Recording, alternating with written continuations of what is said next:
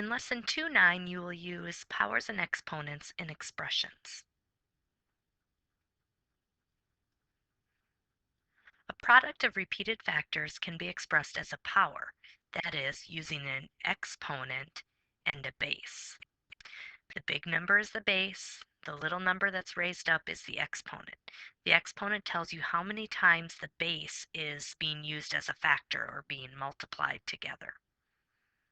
In our first example, we need to write each expression using exponents. In the first example, 1/2 times 1/2 times 1/2 can be rewritten as 1/2 to the third power, since there are 3 1/2s being multiplied together. You want to put parentheses around the 1/2 so we know it's the number 1/2 that's being raised to the third power, not just the 1. And then times 3 to the fourth power, since there are 1, 2, 3, 4 3's being multiplied together. In example 2, we have A times B times B times A times B. So we're going to put the A times A together using the commutative property of multiplication. We get A squared, and then B times B times B is B to the third power. So A squared times B to the third power. You may want to pause the video and try these next 3 on your own.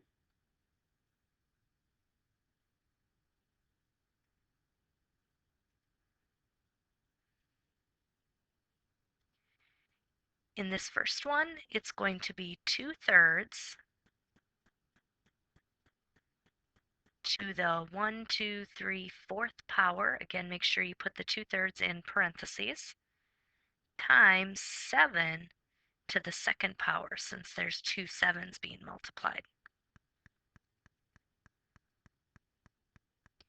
In our next example, m times m times m can be written as m to the third times n to the 1, 2, third power as well. And for C,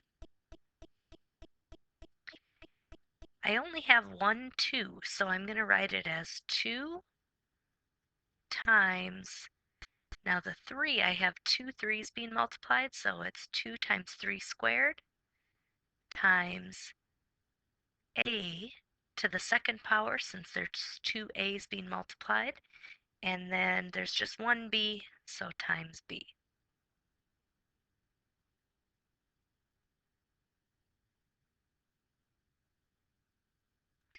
Exponents can also be negative. Consider the pattern in the powers of 10. If you look over here, 10 to the third power means 10 times 10 times 10, which is 1,000. 10 squared is 10 times 10, which is 100. 10 to the first is 10. Now, if you look over here, to go from here to here to here, you are dividing by 10 every time. So if you continue that pattern, 10 divided by 10 is 1, which that brings us to 10 to the 0 power equaling 1. If we continued on, dropping that exponent down to negative 1, we would take 1 and divide it by 10. 1 divided by 10 is 1/10. And then if we would divide by 10 again, we would get 1/100th. Basically, when you have negative exponents, like these right here, you rewrite it as the reciprocal and make the exponent positive. So this one right here is 1 over 10 to the first, and 10 to the first is just 10.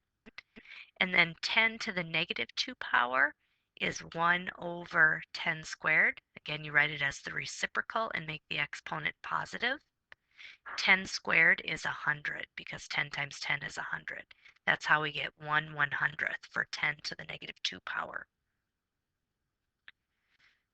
So those patterns that we see here brings us to the 0 and negative exponents rules. Any non-zero number to the 0 power is 1. And any non-zero number to a negative n power is the multiplicative inverse or reciprocal of the nth power.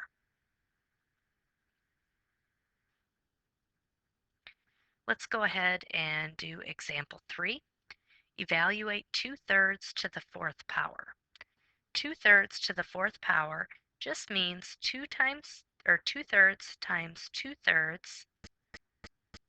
2/3 times 2/3. Well, 2 times 2 times 2 times 2 is 16. And 3 times 3 times 3 times 3 is 81.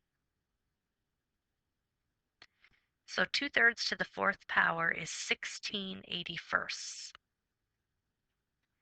Now example 4 is the tricky one with the negative exponent. Remember to write it as the reciprocal and make the exponent positive. Now actually go and calculate that. 1 over 4 times 4 times 4. Well, 4 times 4 is 16, and 16 times 4 is 64. So 1/64 is what 4 to the negative third power is. Since that's a little bit of a tricky one for kids, I put one more on there. 5 to the negative fourth means 1 over 5 to the fourth power. Remember, you make the reciprocal and make the exponent positive. So that's going to be 1 over 5 times 5 times 5 times 5.